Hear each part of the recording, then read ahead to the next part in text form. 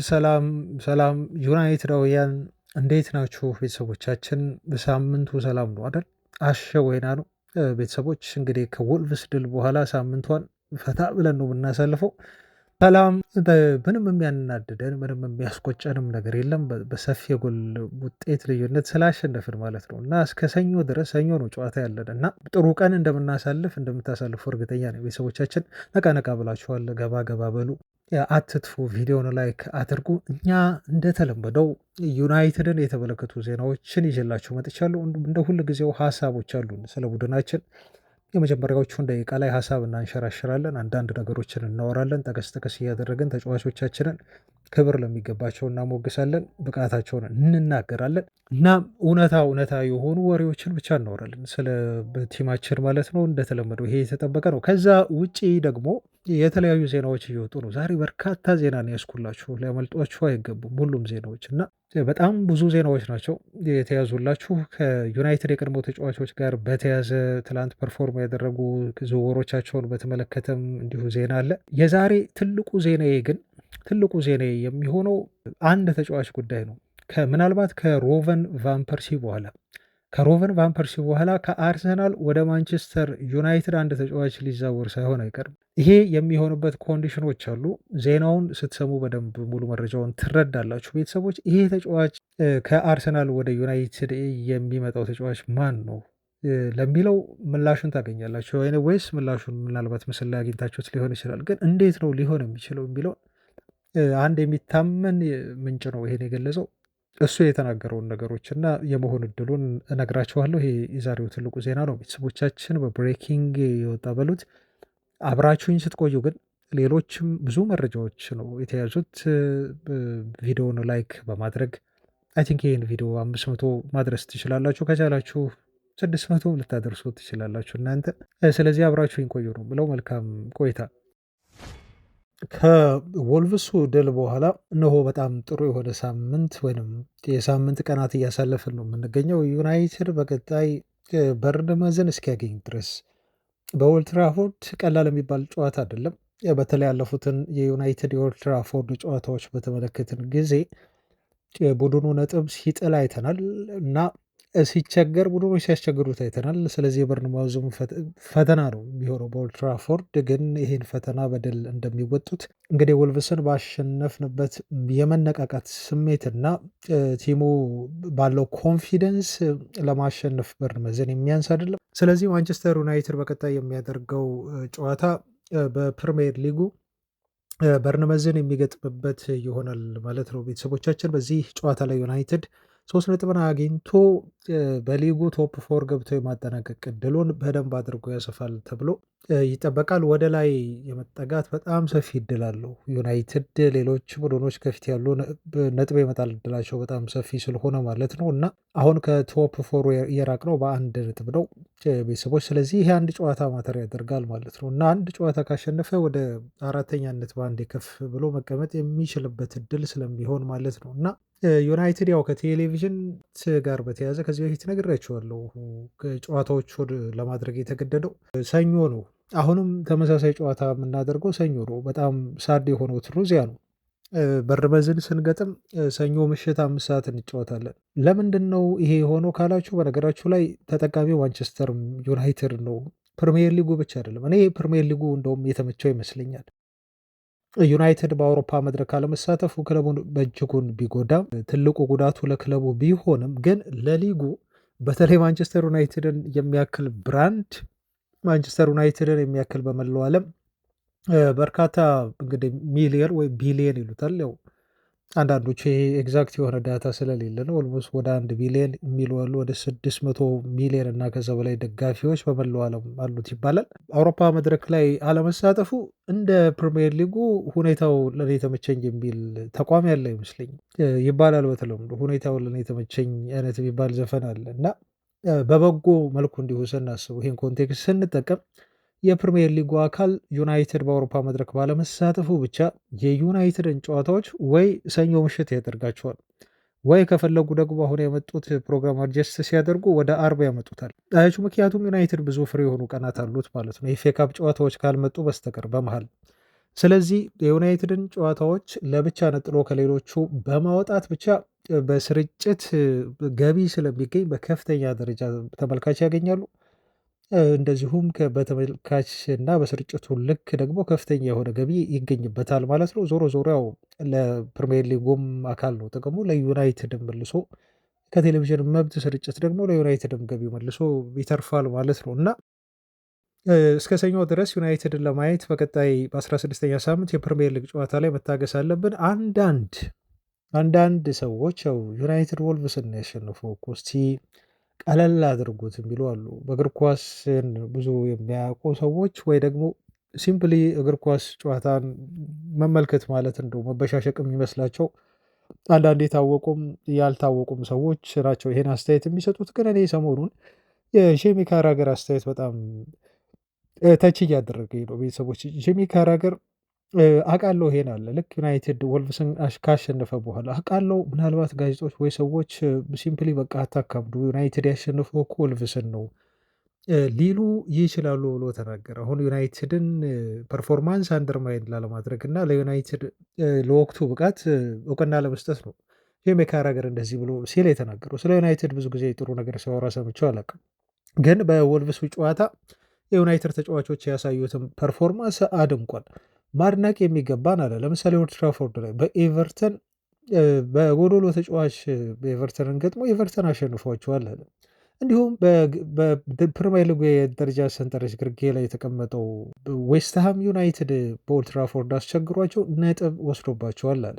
ስለዚህ ዩናይትድን ወልቭስን ባሸነፈበትን ብቃት ስናይና በተንቀሳቀሱበት መንገድ ስናይ ደግሞ ወልቭስን በዛ መልኩ ማሸነፋቸው ክሬዲት እንድነፍጋቸው የሚያደርግ አይደለም። በደንብ አድርገን ቲሙን እንድናመሰገን ያደርገናል። ምክንያቱም በኤቨርተን ተሸንፈዋል፣ እንዲሁም በዌስትሃም በሜዳቸው ሁሉ ሳይቀር ተፈትነው ነጥብ ጥሏል። በዚህ ምክንያት የወልቭስን ድል ክሬዲት መስጠት ይገባናል ሲል ነው ማለት ነው። በዚህ መልኩ የዩናይትድን ድል ያሞካሸው ማለት ነው እና ይገርመኛል እንግዲህ አሁን ጂሚ ካራገር ተገልብጦ እንደዚህ ስለ ዩናይትድ መልካም ነገር ማውራት ሲጀምር ማለት ነው። ቤተሰቦቻችን መልካም ነገር ማውራት ሲጀምር አሁን ንግግሩን የሚያጠናክር ደግሞ አንድ ስታት እዚሁ ላይ ልንገራችሁ። ማንቸስተር ሲቲዎች ወልቭስን ኦፍኮርስ አሸንፈዋል። አሁን ሲያሸንፉ በወልቭስ ጨዋታ ዕለት ያስመዘገቡት ስታትን ስናይ 15 ሹት አድርገው ኤክስፔክትድ ጎል ግን 2.44 ነበራቸው ሲቲዎች። አሁን የዩናይትድ የወልቭስ ድል እንደማይናቅ ልነግራችሁ ነው። አጠቃላይ ኦቨርኦል ጨዋታውን ከስታት አንጻር ስንገመግመው ማንቸስተር ዩናይትድ ከወልቭስ ጋር ሲጫወት ደግሞ ዩናይትድ 27 ሾት ነው ያደረገው ማለት ነው። ሲቲ 15 ሾት ነው። ዩናይትድ ያደረገው የሾት ብዛት ከሲቲ በ12 ይበልጣል። ቀላል አይደለም። ኤክስፔክትድ ጎል ደግሞ 4.1 ነው። ከሲቲ ኤክስፔክትድ ጎል ደግሞ በእጥፍ ነው ማለት ነው። አያችሁ። ስለዚህ ዩናይትድ እዚህ ጋር ይበልጥ በጣም የማጥቃት ባህሪ ያለው ይበልጥ በጣም ብዙ ጎል የሚያስቆጥር ይበልጥ በጣም አስፈሪና ናይትሜር የሆነ ቡድን ሆኖባቸዋል ማለት ነው ለወልቭስ። ኦቨርኦል ስታቱ የሚያሳየን ይሄንን ነገር ነው እና ለዛ ነው የዩናይትድን የወልቭስ ውጤት እንዲሁ መናቅ የሌለብን ማለት ነው። በተለይ ሰከንድ ሃፍ ያለው ነገር በጣም ጥሩ የሆነ እንቅስቃሴ ነበር በሁሉም ረገድ። ሩበን አሞሪም ምን እንዳላቸው ብሬክ ላይ ምን ተናግሯቸው እንደወጡ ምን አይነት ምክር እንደሰጣቸው አላውቅም፣ ግን ተቀይሮ ነው የመጡት ሰከንድ ሃፍ እንጂ እንደ ፈርስት ሃፉ ቢሆን ኖሮ በዚህ ሴንስም ላናወራ እንችላለን እና ድሉን ማጣጣም እና በቀጣይ ስለ ቀጣይ ጨዋታዎቻችን ማሰብ ብቻ ነው የሚጠበቅብን ብዬ ነው እኔ በግሌ ማስበው። 15 ጨዋታ ከተደረገ በኋላ 8 ነጥቦችን ከመጀመሪያዋ ላይ ከተቀመጠው አርሰናል ርቀን ተቀምጠናል። 6 ነጥቦችን ሁለተኛ ላይ ካለው ሲቲ ርቀን ተቀምጠናል። እንዲሁም 5 ነጥቦችን ሶስተኛ ደረጃ ከተቀመጠው አስቶን ቪላ ርቀን ተቀምጠናል። እንዲሁም 1 ነጥብ አራተኛ ደረጃ ላይ ከተቀመጠው ቡድን ርቀን ተቀምጠናል ማለት ነው እና የነጥብ ልዩነት በጣም ብዙ የሚባል አይደለም። በጣም በአጭር ጊዜ ጋፑ ሊጠብ የሚችልበት እድል በጣም ጠባብ ነው። ዩናይትድ የሚጠበቅበትን ማድረግ ብቻ ነው ከፊቱ ያሉትን ጨዋታዎች። ኦፍኮርስ የአስቶን ቪላን ጨዋታ እኔ በግሌ ምናልባት በጣም ጠንካራ ሊሆን ይችላል ዩናይትድ እንደው ይሄን ጨዋታ ሊፈተንበት በጣም ምናልባትም በሲዝኑ ትልልቅ ቲሞችን ገጥሟል ዩናይትድ። እነኚህ የገጠማቸው ትልልቅ ቲሞች ቡድኑ በድል ተወጥቷል። አብዛኞቹን በድልና በጥሩ ውጤት የተወጣው ከሲቲ ጨዋታ በስተቀር ብዬ ነው በግሌ የማስበው። ግን የዚህ ሲዝን የዩናይትድ ከባዱ ፈተና የሚጠብቀን አስቶን ቪላ ሜዳ ላይ የምናደርገው ከቪላ ጋር ያለው ጨዋታ ነው። በጣም ጥሩ ፎርም ላይ ስለሆኑ ማለት ነው ቤተሰቦቻችን። ግን ሄቨን እንዳለው ከወልቭስ ጋር ካደረግነው ጨዋታ በኋላ ዩናይትድ በዚህ ፎርም በዚህ መልኩ ሲጫወት የትኛውንም ቡድን ማሸነፍ ይችላል ብሏል። ስለዚህ ወልቭስንም አይሚን አስቶን ቪላንም ለማሸነፍ ዩናይትድ የሚያንስ ቡድን አይደለም፣ ማድረግ ይችላሉ። ግን ኢት ዲፔንድ ኦን ምን አይነት የአእምሮ ሁኔታ ላይ ተገኝተው ያን ጨዋታ ያደርጉታል፣ በምን ሜንታሊቲ፣ በምን አይነት ዝግጅት እና በምን አይነት ሳክሪፋይስ ያን ጨዋታ ለማሸነፍ ይገባሉ የሚለው ነው የሚወስነው ማለት ነው። ይሄ ጨዋታ ምናልባት የሲዝኑ አስቸጋሪው ጨዋታ ለዩናይትድ ሊሆን ይችላል የሚል ግምት ነው ያለኝ። ግን በጣም ጥሩ ጨዋታ ይሆናል ብዬ አስባለሁ። ቀጣይ በርንማውዝን ማሸነፍ ግዴታ ነው ለዩናይትድ፣ ይሄ ምንም ጥያቄ የለውም። ኦልድ ትራፎርድ ከመደረጉ አንጻር አሁን ጥሩ መነቃቃት ላይ ናቸው። ወልቭስን ስላሸነፉ ጂሚ ካራገር እንዳለው በጣም በራስ መተማመን ይሰጣቸዋል። ስለዚህ ዘሀፍቱ ዩዝ ዘ ሞመንት ማለት ነው። ይሄንን ሞመንት መጠቀም መቻል አለባቸው።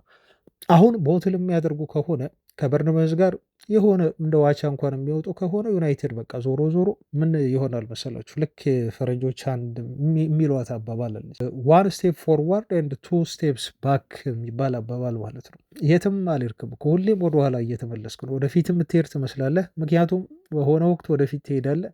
ስትመለስ ግን 2 እርምጃ ነው ወደኋላ የምትመለሰው ማለት ነው፣ ወደፊት አንድ እየሄድክ። ስለዚህ የዩናይትድም ጉዳይ የሚሆነው ያ ነው ማለት በርንመዝን ማሸነፍ ግዴታ ነው። ከዚህ በኋላ ነጥብ መጣል ለሩበን አሞሪም በተለይ ዩናይትድ ማሸነፍ ባለባቸው ጨዋታዎች ላይ ነጥብ መጣል አይፈቀድም፣ ክልክል ነው ተብሎ ነው መጻፍ ያለበት። አይፈቀድም በፍጹም።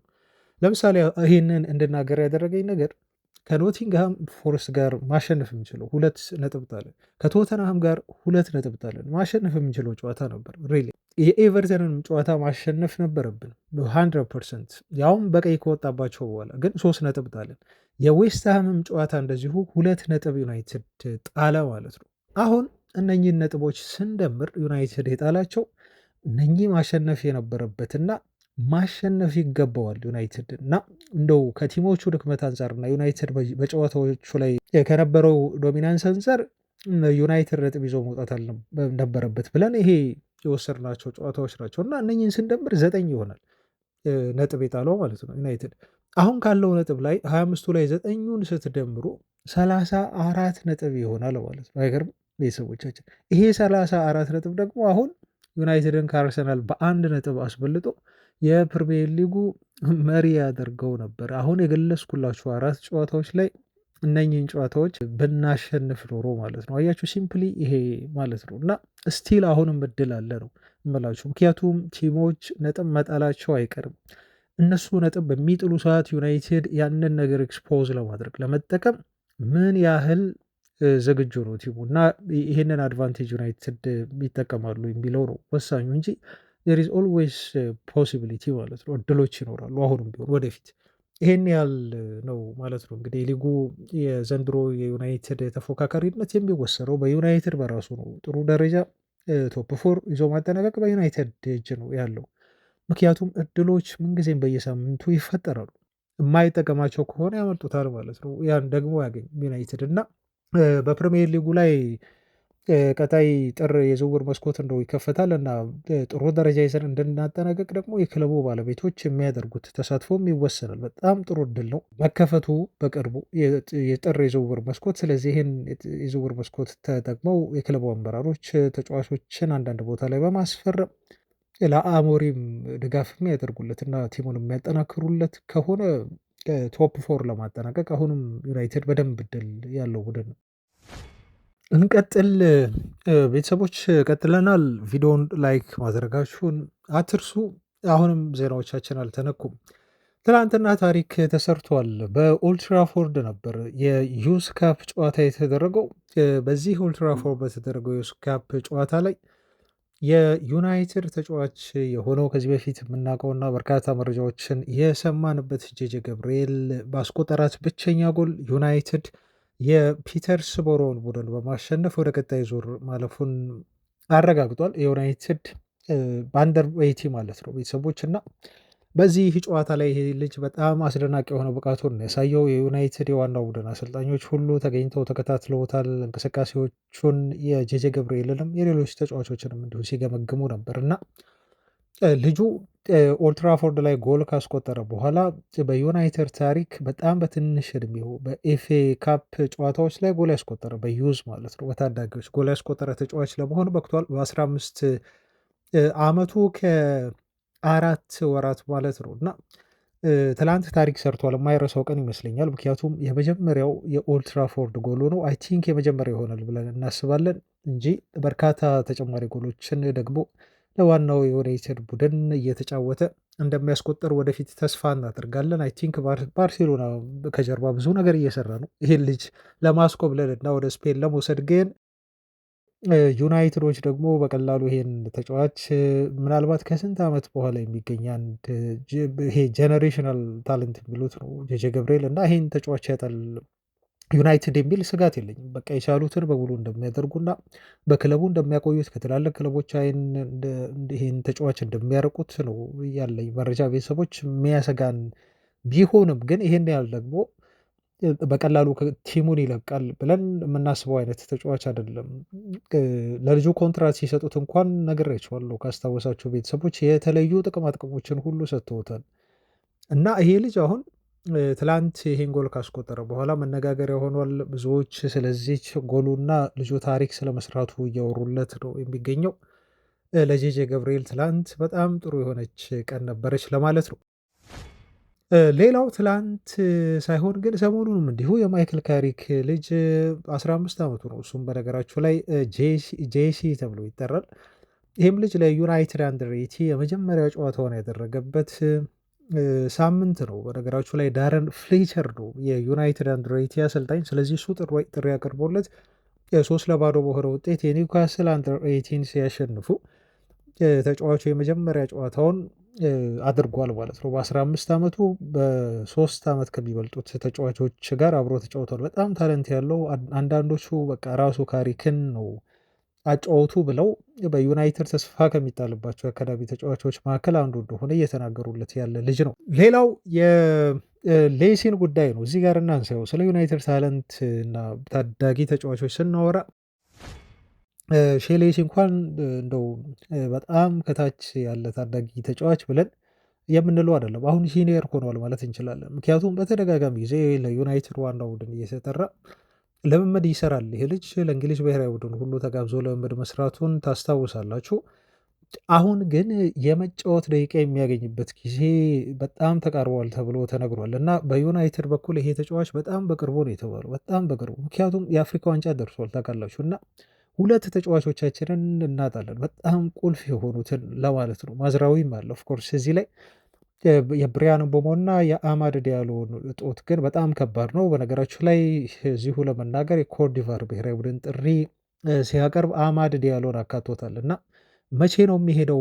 አማድ የበርነመዝን ጨዋታ ካደረገ በኋላ ነው ወይንስ እስከ አስቶን ቪላው ጨዋታ ድረስ ተጫዋቾች ይቆያሉ የሚለውን ጊዜው ሲደርስ መረጃውን ስናገኝ እናደርሳችኋለን ቤተሰቦች። ለማንኛውም አማድ ተካቷል እና ብሪያን ምቦሞና አማድ ሲሄዱ ሌሲ ነው አሁን የቢያንስ የብሪያን ምቦሞን ቦታ እንኳን እዛ ቦታ ላይ ቀኝ ኮሪደርን ይዞ ይጫወታል ተብሎ እየተጠበቀ የሚገኘው እና ይሄ ልጅ አሁን የመጀመሪያ የዩናይትድ ጨዋታውን ለማድረግ የክለቡ አሰልጣኞች እያዘጋጁት ይገኛሉ ተብሎ ተገልጿል። እና እኔ ግን ትንሽ ስጋት ያለኝ እና እንደው ሰሞኑንም ሲወራ የነበረው ነገር እስካሁን ድረስ ጨዋታ አላደረግም ይሄ ልጅ።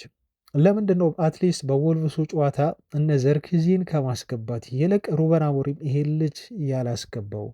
ምክንያቱም ከወዲሁ መቅመስ አለበት ይሄ ቴስቱን ለፕሪሚየር ሊጉ በፕሪሚየር ሊግ ሌቭል መጫወት ከትላልቅ ቲሞች ጋር መጫወት እና አትሞስፌሩን ሁሉንም ነገር ቴስት ማድረግ ነበረበት ብለው ሲናገሩ ሰምቻለሁ። ሼሌሲ መጫወት ነበረበት ብለው ማለት ነው። አሁን ግን ተቃርቧል ተብሏል። አይ ቲንክ የበርንመዝ ጨዋታ ላይ የመጫወት እድል ሊሰጠው ይችላል የተወሰነች ደቂቃ። ያ ካልሆነ ደግሞ ያው ሩበን አሞሪም ወደደም ጠላም በቀጣዮቹ ጨዋታዎች ላይ ይሄ ልጅ ለዋናው ቡድን የመጀመሪያ ጨዋታውን እንዲያደርግ እድል መስጠቱ አይቀርም ስለሚያስገድደው ማለት ነው። በነገራችሁ ላይ ሰሞኑንም ከዩናይትድ የወልቭስ ጨዋታ ስኳድ አባል ነበር። አብሮ እንዲሁ ሲያሟሙቅ ነበር እንደዚሁ ተጫዋቹ አሁን በደንብ ዲፕሊ ኢንቮልቭ እየሆነ ነው ከዋናው ቲም ጋር። ብሩኖ ፈርናንዴዝ ሁሉ ምክር ሲሰጠው ሜዳ ላይ በወልቭሱ ጨዋታ ተቀይሮ ባይገባም ተመልክተናል። ኢንስታግራም እና በተለያዩ ማህበራዊ ድረገጾችም እንዲሁ ፖስቶችን ሲፖስት የዩናይትድ ተጫዋቾች በከፍተኛ ደረጃ እያበረታቱት ነው። ይሄ የሚያሳየው ልጁ ምን ያህል ፖቴንሻል እንዳለው በቅርበት ስለሚያውቁት ታለንቱን ተጫዋቾቹ ዴይሊ አብሮት እየሰሩ ስለሚያውቁ ምን ያህል እነሱም ሬት እንደሚያደርጉት ነው የሚያሳየው። በቅርቡ ለዩናይትድ ጨዋታውን ያደርጋል ተብሎ ይጠበቃል። እዚህ ጋር የሄቨንን ጉዳይ እናንሳት። በጣም ተደንቋል በወልቭሱ ጨዋታ። እኔም ልጁን አድንቅ ያለው እንደው ጨዋታው ላይ ብዙ ጊዜ ማን ኦፍ ዘ ማች ተብሎ የሚመረጠው ጎል ያስቆጠረ ወይ አሲስት ያደረገው እና አብዛኛው ጊዜ ከየፊት መስመር ተጫዋቾች ስለሆኑ እንጂ እንደው ወደኋላ ተመልሶ ኖሚኔት ቢደረግ ኖሮ ከተከላካዮች ከአጥቂዎች ውጪ እንደው ይሄ ተጫዋች በጣም ማን ኦፍ ዘ ማች የሚያስብለው በጣም የተረጋጋ ፐርፎርማንስ ነበር ያሳየው። ሄቨን እኔ አስገርሞኝ ነበር እና ይሄ ተጫዋች የተሰጠውን የመጫወት እድል በጣም በአግባቡ የሚጠቀም አሰልጣኙ ሲያስቀምጠው የማይነጫነጭ እና አሰልጣኙ አላሰለፈኝም ብሎ ኖይስ ከመፍጠር ይልቅ በተረጋጋ መንፈስ አሰልጣኙ የሚሰጠውን እድል በትዕግስት በመጠባበቅ የተሰጠውን እድል ደግሞ አሰልጣኙን ለማሳመን ተጠቅሞ በደንብ አድርጎ ራሱን ማሳየት የቻለ ተጫዋች ወይም ተከላካይ አድርጌ ነው የምወስደው ሄቨንን። ለእሱ በጣም ደስተኛ ነኝ እውነት ለመናገር ምክንያቱም የማቲያስ ዴሊክትን ቦታ መሸፈን ማለት በጣም ከባድ የሆነ ስራ ነው። ምርጥ ነው ማቲያስ ዴሊክት ይህን ሲዝን እሱን ያስረሳ ምናልባትም እኔ በሄቨን ብቃትና በሄቨን በተለይ ሴንተር ባክ ሚናን መጫወት ላይ ሩበን አሞሪም እምነት ስላላቸው ይመስለኛል አፋጥሮ ማቲያስ ዴሊክትን ያልመለሱት። ምክንያቱም ይሄ ተጫዋች እድል ማግኘት ስላለበት ማለት ነው። እሱም እንደተናገረው ልምምድ ቦታ ላይ በጣም ጠንክሬ ነው የምሰራው ብሏል እና አይ ቲንክ አሁን ያሰብኩት ነገር ተሳክቶልኛል። ምክንያቱም አሰልጣኙ በእኔ እምነት እንዲኖረው ለማድረግ በከፍተኛ ደረጃ ነው የለፋሁት። አሁን ያ ነው እየተሰማኝ ያለው እና አሞሪም እኔ ላይ እምነት እንዳለው አሳይቶኛል እና እምነቱን መክፈል እፈልጋለሁ በሚል ነው ሄቨን የተናገረው ማለት ነው። እና በዚህ እድሜው ያውም በጣም ከባድ በሆኑ የቡድኑ ወይም የተከላካዮች መሪ መሆንን በሚጠይቀው በሴንትራል ሴንተር ባክ ሚና በሩበን አሞሪም ፎርሜሽን ማለት ነው እዛ ቦታ ላይ ተሰልፎ እንደዛ ቦስ አድርጎ ሲወጣ ማየት ለእኔ በጣም አስደሳች ነው ቤተሰቦች እና እኔ በጣም ነው አፕሪሼት ያደረግኩት። ወልቭስ ነው ይላሉ አንዳንድ ሰዎች ምክንያቱም ወልቭስ በጣም ፈተና የሚሰጥ ቡድን አይደለም ብለው ይናገራሉ። ግን አይ ቲንክ ሄቨን ከዚህ በፊትም እኮ አሳይቶናል በፕሪሚየር ሊጉ ትላልቅ የሆኑ ቲሞችን ትላልቅ የሆኑ ስትራይከሮችን ገጥሞ ማሸነፍ የቻለ ተጫዋች ስለሆነ የሚያስፈልገው ተከታታይ የሆነ ጨዋታ እንጂ በጣም ተስፋ ያለው ጥሩ ታለንት ያለው ተጫዋች እንደሆነ ምንም ጥያቄ የለውም። እስካሁንም አለመጫወቱ ገርሞኛል ማለት ነው እድል አለማግኘቱ። ግን የማቲያስ ዴሊክት ጥሩ መሆን ነው ደግሞ እንዳይጫወት ያደረገው። አሁን አሰልጣኙን ለማሳመን ቀጣይ ጨዋታዎችም እንዲሁ እድል ይሰጠዋል ተብሎ ነው የሚጠበቀው። በዚሁ እንደሚቀጥል እጠብቃለሁ እና የዩናይትድ የተከላካይ መስመር አስቡት በዮሮ እና ሄቨን ነው ወደፊት የሚመራው እና በጣም ጥሩ ተስፋ ያለው የተከላካይ መስመር ይመስለኛል። ከዚሁ ከተከላካይ መረጃ እንደዚሁ ሳንወጣ ቤተሰቦች እዚህ ጋር ዜናውን ስላገኘሁት ላድረሳችሁ በሚል ነው እና ዩናይትድ ተከላካይ ይፈልጋል እሱም ሰርጂዮ ራሞስ ይባላል ተብሎ ዜና ወጣ። በጣም ያስገረመኝ መረጃ ነው። ካዴና ሴር ነው ዜናውን ይዞት የወጣው ወደ ስፔን። እንግዲህ የካዴና ሴር ሪፖርትን እንመን ከተባለ ማንቸስተር ዩናይትድ በጥር የዝውውር መስኮት ሰርጂዮ ራሞስን ለማስፈረም ጠረጴዛ ላይ ኮንትሮት አቅርቦለታል ነው የሚለን እና ይሄንን ልጅ ከ2026 መጪው የፈረንጆች አዲስ ዓመት ጀምሮ በዩናይትድ ቤት ለምን ያህል ኮንትራቱ እንደሚዘልቅ የገለጸው ነገር የለም። ጋዜጣው ግን ሰርጂዮ ራሞስ በይፋ ከዩናይትድ ኮንትራት ቀርቦለት እያጤንበት ነው ብሎ ዘግበዋል ማለት ነው። ይሄ ጋዜጣ ሰርጂዮ ራሞስ አሁን 39 ዓመቱ ላይ ይገኛል። ሞንተር የተባለውን ክለብ መልቀቁንም በይፋ ነው በቅርቡ ያሳወቀው። ስለዚህ ፍሪ ኤጀንት ነው ማለት ነው። ዩናይትዶች ለዝውውሩ የሚከፍሉት ምንም አይነት ገንዘብ የለም። ተጫዋቹን በነፃ ነው የሚያገኙት በደሞዝ ክፍያ ብቻ ማለት ነው። ትልቁ ዓላማው ራሞስ ወደ አውሮፓ ተመልሶ ለትልቅ ክለብ መጫወት ነው። በተለይ እንግሊዝ ፕሪሚየር ሊግ መጥቶ ቢጫወት በጣም ደስተኛ ነው ቢሆነው እና ትልቅ ቦስት ነው ለሱም ቢሆን ወደ ዓለም ዋንጫው ለመሄድ ከስፔን ብሔራዊ ቡድን ጋር እድሉን ይሰጠኛል ብሎ ስላሰበ ይሄን ጥያቄ ሊቀበለው ይችላል ተብሎ ተገልጿል። ግን ከምናምናቸው የዜና ምንጮች አልተረጋገጠም። ጀስት ሩመር ነው። ስለ ሄቨን እና ዩሮ ስላወራው በዛው መረጃውን ልንገራችሁ በሚል ነው። ዜናዎቻችን እንደቀጠሉ ናቸው። ቤተሰቦች ቪዲዮን ላይክ ማድረጋቸውን አትርሱ። የአውሮፓ ሻምፒዮንስ ሊግ ጨዋታዎች እየተደረጉ ነው የሚገኙት። ትላንት እንዲሁም ዛሬ ይቀጥላሉ። በጣም ተጠባቂ የሆኑ ጨዋታዎች አሉ። ያው ማየታችን አይቀርም እግር ኳስን ስለምንወድ። ቤተሰቦች ግን ስናይ አሁን ከዩናይትድ ጋር የሚያያይዘው ምንድን ነው ካላችሁኝ የዩናይትድ ተጫዋቾች ተሳታፊ መሆናቸው ነው። እና ለምሳሌ አሁን በትላንት ጨዋታ በተደረጉበት ወቅት ላይ አንድ ጨዋታ ተመልክቼ ነበር እና ዩኒየን የሚባል ቲም አለ ከማርሴ ጋር ጨዋታ አድርጓል። ይሄ ዩኒየን የሚባለው ቲም 2-3 በሆነ ውጤት ነው የተሸነፈው ከማርሴ ጋር ሲጫወት። ግን እዚህ ጨዋታ ላይ 2 ጎል ያስቆጠረው ተጫዋች ሜሰን ግሪንውድ የዩናይትድ ንብረት ነው። ስቲል የጨዋታው ኮከብ ያስባለው ምርጥ ብቃት ነው ያሳየው እና ይሄ ልጅ ፎርሙን አሁንም በጣም በጥሩ የሆነ ፎርሙን አስቀጥሏል ማለት ነው እና ለዩናይትድ ትልቅ ገንዘብ ማምጣቱን በዚህ መልኩ ከቀጠለ ልጁ የቀጣይ የዝውውር መስኮት ላይ አይቀሬ መሆኑን ያመላክታል ብዬ ነው የምወስደው እና የዚህን ተጫዋች ፎርም እና እንቅስቃሴ መከታተል ያው የዩናይትድን ዜና መከታተል ስለሆነ በሚለው ነው እና ልጁ በጣም መጥፎ ጊዜ ያሳልፈዋል። በነገራቸው ላይ የተፈጠረበትን ነገር ሁላችሁም ሰምታችኋል። ከዚህ በፊት ባለፉት ጥቂት ዓመታት ጥሩ ነገር ላይ አልነበረም። ከዛ ነገር አገግሞ አሁን የቀድሞ ብቃቱን ማግኘቱ ልጁ እና የዩናይትድ ተጫዋች ሆኖ ግን ለዩናይትድ መጫወት አለመቻሉ እኔ በጣም ነው የሚያስቆጨኝ። ግሪንውድን አውቀዋለሁ ከልጅነቱ ጀምሮ በዩናይትድ ቤት ልክ አሁን ስለ ጄጄ ገብርኤል እንደምናወራው ስለ ሜሰን ግሪንውድም ስናወራ ነበር ባለፉት ጥቂት ዓመታት። ግን እንዳወራንለት ልጁ ተስፋ ሰጥቶን ለዩናይትድ ጥቂት ጨዋታዎችን ሳንጠግበው ማለት ነው ፐርፎርማንሱን በደንብ ሳናይ ግን በጣም በሚጫወትባቸው ወቅቶች ላይ በጣም እያስደስተን የነበረ ትልቅ ተስፋ የጣልንበት ልጅ ነበር። በዩናይትድ ታውቁታላችሁ በደንብ ቤተሰቦች ብዬ አስባለሁ። እና ይሄ ችግር ተፈጠረ።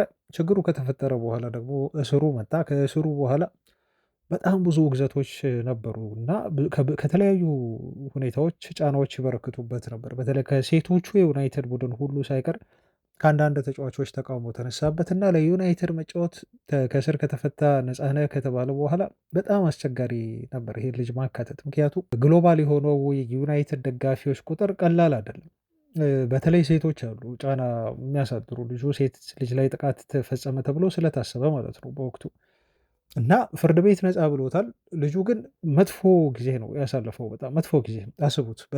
በዚህ እስር ምክንያት አይ ቲንክ ለ2 ዓመታት ያህል ብዬ መውሰድ እችላለሁ። ለ2 ዓመት ከግማሽ ወይም ከ5 ወር በእስር ቤት ሲያሳልፍ ከኳስ ተገድሎ ነው ያሳልፈው። በጣም እኮ የሚያስገርመኝ ነገር ይሄ ነው ቤተሰቦች። ከዛ ከወጣ በኋላ እኔ ትዝ ይለኛል የሆነ ፒክቸር ሳይ ነበር እንግሊዝ ውስጥ ሆኖ ልምምድ ሲያሰራው አባቱ ነፃ ሆኖ ከእስር ቤት ከወጣ በኋላ ማለት ነው ልጁን ይዞ ነበር ታቅፈው ነበር ማለት ነው። አብረው እኮ ናቸው ከፍቅረኛው ጋር አብረው ታረቁ። ወዲያው ብዙም አልቆዩም እና በሰላም ተነጋግረው ፈቱት። አሁንም አንድ ላይ ነው እየኖሩ ያሉት ወልደው ምናምን ማለት ነው ልጆች።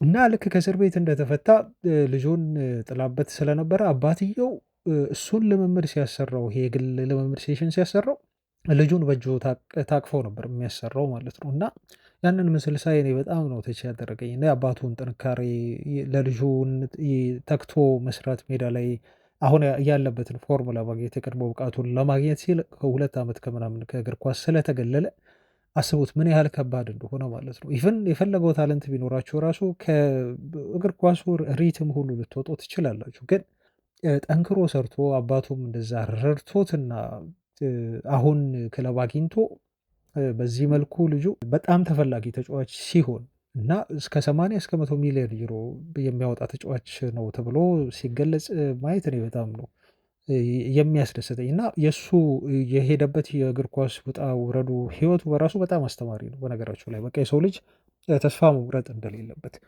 ብዙ ብትገፉም ብዙ ጫናዎች ብዙ በደል ቢደርስባችሁም በተለይ ደግሞ እንደሱ ያለ በጣም ተጋላጭ የሆነ ሰው ያለበትን ግፊት አስቡት። የዩናይትድ ተጫዋች ሆኖ በዛ መልኩ ወንጀል ሰርተሃል ተብሎ በዛ መልኩ በሶሻል ሚዲያ መገለልና በደጋፊዎች ከፍተኛ የሆነ ጫና መድረስ ይሄ ሁሉ ነገር ሳይበግረው ከማህበራዊ ድረገጽ ለ4 ወር ነው ራሱን ያጠፋው ልጁ ማለት ነው። በቅርብ ነው እንኳን ኢንስታግራም አይ ቲንክ መሰለኝ የከፈተው እና ኦፍ ሆኖ ነበር ልጁ ለ4 ዓመታት ያህል እና አሁን ግን ሜሰን ግሪንውድን የማይፈልገው ክለብ የለም ማለት ነው። በመላው አውሮፓ ያሉ ክለቦች ልጁን ለማስፈረም ከማርሴይ ጥረት እያደረጉ ነው። ቀጣይ ክረምት ላይ መልቀቁ አይቀርም። ልጁ ጎል ማስቆጠሩን ቀጥሏል። በሊግ ዋን በአውሮፓ ሻምፒዮንስ ሊግ ልክ እንደ ትላንቱ 2 ጎል ነው ያስቆጠረው። አንዱን ኦበሜያንግ ነው ያስቆጠረው እና 14 ጎል ደርሷል። በዚህ ሲዝን ብቻ 4 አሲስት አለው። ለተጫዋቹ ለማርሴይ ካደረጋቸው ያለፉት 20 ጨዋታዎች ማለት ነው 18 ጎልና አሲስት ላይ መሳተፍ ችሏል ማለት ነው እና ግሪንውድ ትልቁ የዩናይትድ የገቢ ምንጭ ይሆናል። ቤተሰቦች እኔ ይቆጨኛል። እስቲል እንግሊዝ ብሔራዊ ቡድን ጥሪ ያደርግልኛል ብለው ቢጠብቅም ያ እንደማይሆን አሁን ተነግሮታል። ቶል አይፈልጉትም ነው የተባለው። ልጁ በራይት ዊንግ ቦታ ይጫወታል፣ በሴንተር ፎርዋርድ ቦታ ይጫወታል፣ እንዲሁም በሌፍት ዊንግ ቦታ ይጫወታል ማለት ነው እና በሁለት እግሩ የሚጫወት መሆኑን ተከትሎ በግራም በቀኝም በተለይ በግራ ሲጫወት እኔ አሁን አማድን ነው የሚያስታውሰኝ። በጣም ጥሩ የሆነ ታለንት አለው እና የሚመታቸው ኳሶች ራሱ በጣም ፓወርፉል ናቸው። እኔ ያኔ በልጅነቱ ነው የማውቀው። እስቲ አሁን ደግሞ ጎልብቷል እና ሁሌም የሚቆጨኝ ልጅ ነው። ለማንኛውም ባለበት ይመቸው፣ ይሳካለት። ግሪንውድ ትላንትም ጥሩ ጊዜ አሳልፏል። በዚሁ ከዩናይትድ ተጫዋቾች የቀድሞ በውሰት የተሰጡም ሊሆን ይችላል። አንዳንድ ዜናዎችን ሳደርሳችሁ ማርከስ ራሽፎርድ ለዩናይትዶች አሳውቋል ተብሏል። ተጫዋቹ ወደ ባርሴሎና አምርቶ በባርሴሎና በቋሚ ዝውውር መፈረም ብቻ እንደሚፈልግ ተናግሯል የተባለው። በርካታ ክለቦች ይፈልጉታል፣ ፒኤስጂን ጨምሮ ባየር ሙኒክ። እንደውም ከፒኤስጂ ጋር ባርኮላ የተባለ ተጫዋችን ዩናይትድ ይፈልጋሉ። ስለዚህ 20 ሚሊዮን ፓውንድ ገንዘብ ጨምረው ባርኮላን ለማምጣትና ራሽፎርድን ለፒኤስጂ ለመስጠት አስበዋል ተብሎ ዜና ሰሞኑን ወደ እናንተ ማድረሳችን ይታወቃል። ግን ራሽፎርድ ባርሳና ባርሴሎና ብቻ ብሎ ወደ ባርሴሎና ለማምራት ክለቡ ላይ ግፊት እያሳደረ ነው ተብሏል። አሁን እሱ የፈለገው ክለቡን ጫና ውስጥ ማሳደር ነው እና ይሄ ነገር ይገርመኛል። ደሞዙ ነው በእርግጥ እንደዚህ ሊያደርገው የሚችለው ቢኮዝ ባርሴሎናዎች ተጫዋቹን ለማስፈረም በቋሚ ኮንትራት ደሞዙን መሸፈን አይፈልጉም። ወደ 300 ሺህ ፓውንድ ነው በሳምንት የሚያገኘው ልጁ በዩናይትድ ቤት። እነሱ ደሞዙ በዛ ስላሉ አሁን ዩናይትድ እንዲያስፈርሙት ካስቀመጠላቸው 30 ሚሊዮን ዩሮ እንዲቀንስላቸውና በ20 ሚሊዮን ዩሮ አካባቢ ልጁን ለመግዛት ማለት ነው የፈለጉት። አሁን ባለው ፐርፎርማንስ ደግሞ ልጁ ሌሎች ክለቦች ይፈልጉታል። እስከ 40 እስከ 50 ሚሊዮን ዩሮ ድረስ ከፍለው ራሽፎርድን ሊያስፈርሙት ይችላሉ ሌሎች ክለቦች። እሱ ግን አይሆንም፣ በቃ ባርሴሎና ብቻ ነው መጫወት የምፈልገው በቋሚ ዝውውር። ስለዚህ ከባርሴሎና ጋር ተደራደሩና ተስማምታችሁ ሽጡኝ የሚል ሀሳብ አንስቷል ተብሏል። እንደ ቲምቶክ ዘገባ ከሆነ ይሄ ደግሞ ሆን ተብሎ ባርሴሎናዎች የተጫዋቹን ዋጋ ለማስቀነስ እና በማስቀነስ እንደው ርካሽ በሆነ ዋጋ እንዲያገኙት ለማስቻል ዩናይትድን ጫና ውስጥ ለመክተት ነው ተብሎ ነው የተነገረው። ቢያንስ 12 ክለቦች ኮቢ ሜኖን ለማስፈረም ይፈልጋሉ ተብሎ ተገልጿል። ይሄ በጣም የሚያስገርም ነው። ቤተሰቦቻችን በርካታ ክለቦች በአውሮፓ ያሉ በጣም ትላልቅ የተባሉ ክለቦች ኮቢ ሜኖን ከዩናይትድ ለማስፈረም ፉክክር ውስጥ እንዳሉበት እና ፍላጎታቸውን ማስመዝገባቸው ነው የተገለጸው። ይሄ ማለት እንግዲህ ወደ 14 የሚጠጉ ወይም ወደ 12 የሚጠጉ የክለቦች አሰልጣኞች ኮቢ ሜኖን ሬት ያደርጉታል ማለት ነው። በቅርቡ በርካታ የዩናይትድ ሌጀንድ ተጫዋቹ ዩናይትድን እንዲለቅ የእግር ኳስ ኬሪየሩንም በድጋሚ እንዲያስቀጥል በሌላ ቦታ እንዲያንሰራራ መምከራቸውን፣ ግፊት ማሳደራቸውን ቀጥለዋል። እስከ ኒኪበት ጀምሮ እስከ ፖል ስኮልስ በተለያዩ ማህበራዊ ድረገጾች ኢቨን በግል አካውንታቸው ሁሉ ሳይቀር ኮቢ ሜኑ መልቀቅ ያለበት ጊዜ አሁን ነው፣ በዩናይትድ ታለንቱ እየባከነ እየጠፋ ነው፣ ሩበን አሞሪም እምነት የለውም በተጫዋቹ ሲሉ ተናግረው ልጁ ዩናይትድን እንዲለቅ እና በሌላ ቦታ የመጫወት እድል አግኝቶ ራሱን እንዲያሳይ እየመከሩት ያለበት ሁኔታ ነው ያለው እና ቀጣይ ጥር የዝውውር መስኮት ላይ አይ ቲንክ ተጫዋቹ በውሰትም ይሁን በቋሚ ዝውውር ዩናይትድን የመልቀቅ እድል ያለው ይመስላል። ቤተሰቦች አሁን ጫናው በደንብ እየበረታ ነው የሚገኘው። ልጁንም እያስጨነቀው እንደሆነ ነው እየተነገረው። አይናገርም። በማህበራዊ ድረገጽ ላይ እንዲወጡ ዩናይትድ እንዲለቀው ግፊት ለማሳደርም ግልጽ የሆነ ተጽዕኖውን እያሳወቀ አይደለም፣ እየተናገረም አይደለም። ልጁ አክቲቪቲስ የለውም ሶሻል ሚዲያ ላይ እና በውስጥ ግን ለዩናይትድ ቅርብ ነን የሚሉ የምናምናቸው ጋዜጠኞች ተጫዋቹ በሁኔታው ደስተኛ እንዳልሆነና ምናልባት የጥር ዝውውር መስኮት ሲከፈት ግን አግሬሲቭሊ ክለቡ እንዲለቀው ለማድረግ ግፊት ለማሳደር ተዘጋጅቷል ተብሎ ነው የተገለጸው። የክለቡንም ስፕሪት እየረበሸ ነው በነገራችሁ ላይ። እኔም ደጋፊ ነኝ።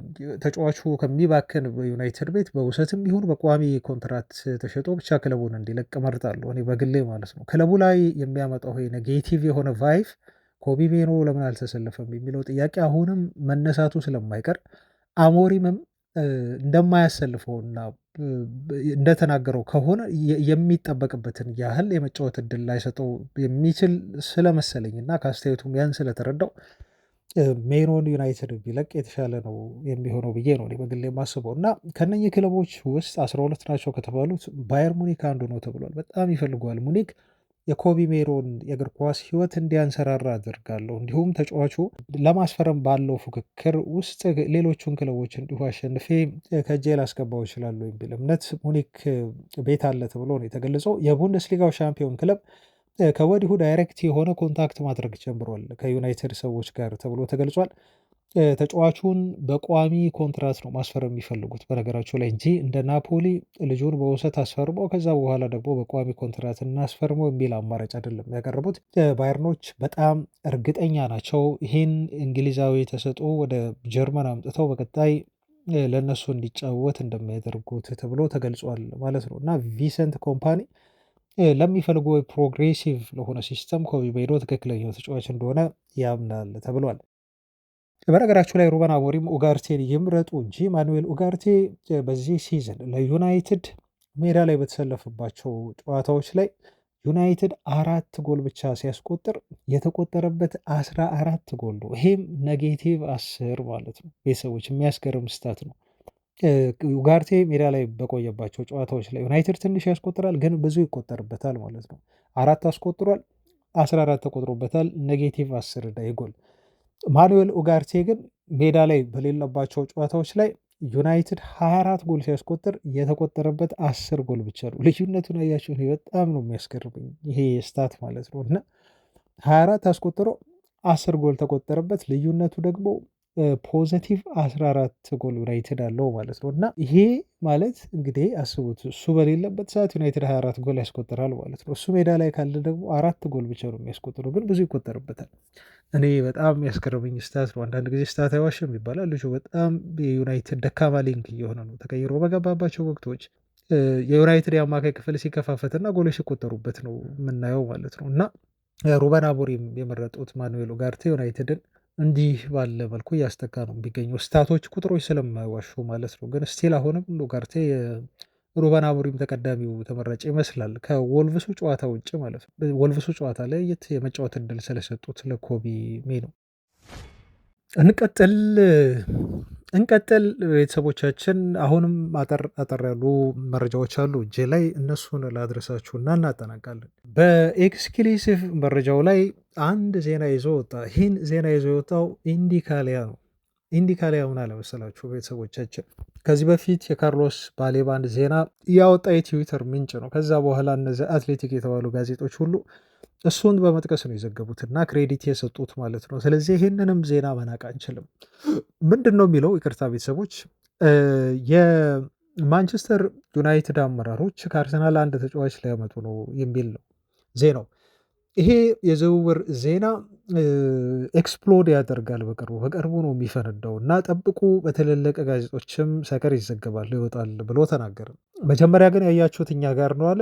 ይሄንን አትርሱ፣ ምንጊዜም ቢሆን የመጀመሪያው የመረጃዎቻችሁ ምንጭ እኛ ለእንደዚህ አይነት ኤክስክሉሲቭ ለሆኑ ዜናዎች በሚል ገልጿል ማለት ነው። እንግዲህ ይህን የትዊተር ገጽ የሚያስተዳድረው ሰው እንደተረዳ ነው ከሆነ አርሰናሎች አንድ ተጫዋች መሸጥ አለባቸው ነው የሚለው። ይሄ ተጫዋች ደግሞ ክለቡን ሊያግዝ የሚችል ፈንድ ሊያደርግ የሚችል ለወደፊት የአርሰናል የዝውውር ታርጌቶች ደግሞ በፋይናንሻል ሕግን መሰረት ባደረገ መልኩ ክለቡን ከስጋት ነፃ የሚያደርግና የክለቡን ይሄ ፒኤፍኤፍ ሕግ የሚባለውን ነገር ክለቡ እያጣጣመ ተጫዋቾችን እንዲያስፈርም ለማድረግ በጣም ወሳኝ የሆነ ሽያጭ ነው አርሰናሎች ለመከወን የተዘጋጁት ነው የሚለን። እናም ደግሞ በዚህ አጋጣሚ ማንቸስተር ዩናይትዶች ከበዋቸዋል፣ አርሰናልን ላይ ከበባ ፈጽመዋል ነው ያለው ዘገባው። ምክንያቱም ዩናይትዶች ኢታን ንዋኔሪን ይፈልጉታል ሲል እንግዲህ ከአርሰናል ወደ ማንቸስተር ዩናይትድ እንዲዛወሩ የተፈለገው ተጫዋች ንዋነሪ መሆኑን እና የእሱም ትልቁ ዜና እና በቀጣይ በተለያዩ ጋዜጦች ላይ በስፋት እንደሚወራ የነገረን የንዋኔሪ ወደ ማንቸስተር ዩናይትድ የመዛወር ዜና ነው ማለት ነው። እና ኮቢ ሜኖ ክለቡን ይለቃል በዩናይትድ በኩል ወይንም ደግሞ በውሰት ዩናይትድን ይለቃል ተብሎ ይጠበቃል። በቋሚ ዝውውር ወይም ደግሞ በውሰት ቅድም እንደነገርኳቸው ዜናዎች አሉ። እና ዩናይትዶች ኮቢ ሜኖን ከለቀቁት ደግሞ የሚያመጡትና የሚተኩት ንዋኔሪን ነው ከአርሰናል እና ንዋኔሪን በማምጣት ይተኩታል ብሎ ገለጸ ማለት ነው ዜናው። ይሄ ነው በቃ ትልቁ ዜና ቤተሰቦቻችን። ይሄ ዜና እንግዲህ በበርካታ የእንግሊዝ ሚዲያዎች በቅርቡ ይፋ ይሆናል እና ኢንተርኔቱን ወሬውን በሙሉ ይቆጣጠረዋል ሲል ነው የገለጸው። ለመጨረሻ ጊዜ ዩናይትድ እና አርሰናል በተጫዋቾች ዝውውር ላይ አብረው የሰሩት በሮቨን ቫምፐርሲ ነው እና የሮቨን ቫምፐርሲ ዝውውር ስቲል ኮንትሮቨርሻል ነው። ለአርሰናል ደጋፊዎች የማይወጥ ተጫዋቹን ፍጹም እንዲጠላ ያደረገ ነው። ኢቨን የአሰልጣኝነት ኮርስ ሲወስድ ራሱ ቫምፐርሲ ወደ አርሰናል ሄዶ የልምምድ ሴሽን ይሄ አሰልጣኞች የሚወስዱት የትሪፕ አለ የልምምድ ፕሮግራም የሚባል በተለየ መልኩ ፍቃድ ከማግኘታቸው በፊት ወደ አንድ ክለብ ሄደው በማሰልጠንና ነገሮችን በመታዘብ ሪፖርት ያደርጋሉ እና የመረጠው አርሰናልን ሳይሆን ዩናይትድ ነው። እንግዲህ አርሰናል ነው የመጀመሪያ ቤቱ። የአርሰናል ሌጀንድ ሆኖ ተጫዋች ሆኖ ግን ብዙ ነገር የሰራው በጣም ቁም ነገር የሰራው በአጭር ዓመት ቢሆንም ግን ለማንቸስተር ዩናይትድ ነው እና ሆዴ ውስጥ ያለው ትንሹ ሕፃን ልጅ እየጮኸብኝ ነው አለ ወደ ዩናይትድ ከተዛወረ በኋላ ሮቨን ቫን ፐርሲ እና ይሄ ሕፃን ልጅን ሳዳምጠው ሆዴ ውስጥ የሚገላበጠውን ሕፃን ልጅ ወደ ማንቸስተር ዩናይትድ ሂድ፣ ለዩናይትድ ፈርም አለኝ አለ ሮቨን ቫን ፐርሲ ዝውውሩን ካከናወነ በኋላ ሲያወራ እና ዩናይትድ ያገኘውን የፕሪሚየር ሊግ ዋንጫ እዛ እንግዲህ በ19 ነው እሱ ከመምጣቱ በፊት በሰር አሌክስ ፈርጉሰን ዘመን 20ኛ የፕሪሚየር ሊግ ዋንጫ ታነሳለህ ከዩናይትድ ጋር። ያው ቫምፐርሲ ሳይሆን ዩናይትድ 20ኛውን የፕሪሚየር ሊግ ዋንጫ ያነሳል፣ ቫምፐርሲ ደግሞ የመጀመሪያውን የፕሪሚየር ሊግ ዋንጫ ያነሳል በሚል ውስጥ የነገረኝ እና የ20 ቁጥር ማሊያ ተቀበልኩኝ አለ በዩናይትድ ቤት። የሚገርመው እንዳለውም ለዩናይትድ ከተጫወተ በኋላ ያን ሲዝን በፈረመበት ሲዝን ዩናይትድ የፕሪሚየር ሊጉ ሻምፒዮን ሆነ። ሮቨን ቫን ፐርሲ በጣም በርካታ ጎሎችን የሚያስገራርሙ ጎሎችን በተለይ እኔ አንዱን ጎል አልረሳም። አስቶን ቪላ ላይ ያስቆጠረው ጎል ነው። ዋይን ሩኒ ከመሀል ሜዳ ነው ለተጫዋቹ ፓስ ያደረገለት። ልክ አሁን ብሩኖ ፈርናንዴዝ ወልቭስ ላይ እንዳስቆጠረው ለሜሰን ማውንት ፓስ አድርጎለት ማለት ነው። አየር ላይ ኳስ ነው ፓስ ያደረገ። የብሩኖ ፈርናንዴዝ ግን ለጎሉ ቅርብ ነው። የዋይን ሩኒ በዩናይትድ ሜዳ ይህን ጎል ካላያችሁ ትዩት። በነገራችሁ ላይ እኔ በጣም ስቲል የሚያስገርመኝ ጎል ነው። በዩናይትድ ደጋፊነት ሁለት ትልቅ ጎሎችን አይቻለሁ። አንዱ የሮኒ ፎርቢች ጎል ነው፣ የመቀስ ምቷ ጎል ማንቸስተር ሲቲ ላይ ያስቆጠረት። ሁለተኛውና ሁሌም የሚያስገርመኝና ባየውም ባልጠግበው ጎል ዋይን ሩኒ ከዩናይትድ ሜዳ ክልል በረዥም ነው ኳስ ያወጣለት ማለት ነው። ለቫን ፐርሲ አይቶት በረዥም ኳስ አወጣለት። አየር ላይ ነው የሰጠው ኳሱን። ኳሷ አየር ላይ ሳትበርድ ቫን ፐርሲ ታውቃላችሁ ግራግር ነው እና በግራግሩ የሚመታው ሹት ጥይት በሉት እና ኳሷ ሳትበርድ አየር ላይ ያለችዋን ኳስ ሳትበርድ እዛው እንዳለች ነው በግራግሩ መቶ እሱም ቢሆን በርቀት ነው የመታት እና ጎሉ ሮኒ አሲስት ያደረገበት መንገድ እና እሱ ያስቆጠረበት መንገድ እኔ ሁሌም ሳየው በቃ የሆነ ነገር ይፈጥርብኛል ውስጤ። እሷን ጎል አስቆጠረ። በርካታ ጎል አስቆጥሮ ነው እንግዲህ ዩናይትድን ለ20ኛው የፕሪሚየር ሊግ ሻምፒዮን አበቃው። ከዛ በኋላ የተፈጠረው ታሪክ ታውቃላችሁ። በአርሴናል ሜዳ ዩናይትድ አርሰናል ሊገጥም ሲሄድ ዩናይትድ ሻምፒዮን ሆኖ ነው የሄደው። ሻምፒዮን መሆኑን አረጋግጦ በእንግሊዝ ደግሞ ይሄ ጋርድ ኦፍ ሆነር የሚባል አለ አይደል? እና ምን ቢያደርጉ ጥሩ ነው የአርሰናል ተጫዋቾች ሁሉም ቆሙና ዩናይትድ ተጫዋቾች በሚገቡበት ግራና ቀኝ ቆመው ለማንቸስተር ዩናይትድ ተጫዋቾች እና ለሮቨን ቫን ፐርሲ ቤተሰቦች እየሰማችሁ ለሮቨን ቫን ፐርሲ የአርሰናል ተጫዋቾች ቫን ፐርሲ ፕሪሚየር ሊግ ዋንጫውን በልቶ ወይም መብላቱን አረጋግጦ ለሱ እና ለዩናይትድ እያጨበጨቡ ቫን ፐርሲ በቀድሞ የቡድን አጋሮቹ ጭብጨባ ታጅበው በመሀላቸው አቋርጦ ተጫወተ ማለት ነው። እና ይህን ታሪክ እኔ በጣም አርሰውም እና እኔ ባይጠሉት ነው የሚገርመኝ። በነገራቸው ላይ ባይጠሉት ነው የሚገርመኝ ቫን ፐርሲ። ለማንኛውም ይሄ የንዋኔሪ ዝውውር በሁለቱ ክለቦች ምናልባት የሚፈጸም ከቫን ፐርሲ በኋላ የሚፈጸም ትልቁ ዝውውር ሊሆን ይችላል ተብሎ ነው እሱ ኢንዲካሊያ በጣም አወዛጋቢው ዝውውር ሲል ዩናይትዶች ይህን በሲሪየስ እንዳዩት የዩናይትዱ አለቃ ሩበን አሞሪም እንደሚያደንቁት ልጁን በጣም አፕሪሺየት ያደርጉታል። ለዩናይትድ አመራሮች ሁሉ ተናግረዋል። ልጁ እንዲመጣ በጣም ፈልገዋል የተባለው እና ሜኑ ከለቀቀ መኑኝ ይሄ ተጫዋች ሊመጣ የሚችልበት እድል በጣም ሰፊ ነው የሚመስለው። እንደ አይነ ወይስ ግን የሚፈጠረው ላይ የሚሆነውን አብረን እናያለን። ለማንኛውም ዛሬ የነበሩኝ ዜናዎች እነዚህ ናቸው። አብራችሁኝ ስለነበራቸው ከልብ አመሰግናለሁ ቤተሰቦች። ነገ እንገናኛለን። ሰላሙ ባይ